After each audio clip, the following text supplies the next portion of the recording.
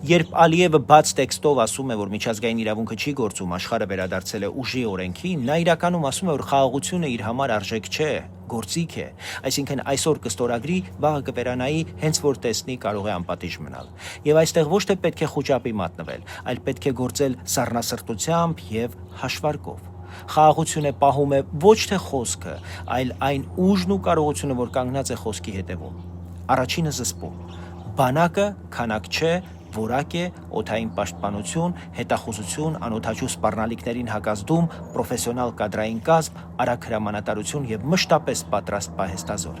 Երկրորդը դաշինքներ, որոնք ենթադրում են երկուստեք պարտավորություն, համատեղ ուսուցում, զինտեխնիկայի կայուն մատակարարումներ, սահմանային դիտարկման ու արագ արձագանքի մեխանիզմներ, որպեսզի վտանգի պահին չմնանք միջազգային մտահոգությունների եւ կարեկցանքների հույսին։ Երրորդը պետության հենքը, անկախ դատարան, օրենքի գերակայություն, աշխատող տնտեսություն, հանրային վստահություն, որովհետև հիմքից թույլ պետությանը դրսից միշտ էլ փորձում են կուլ տալ։ Եզրակացությունը պարզ ու կտրուկ է։ Խաղաղությունը չենք խնդրում, խաղաղությունը կառուցում ենք ու պահում ուժեղ պետությամբ։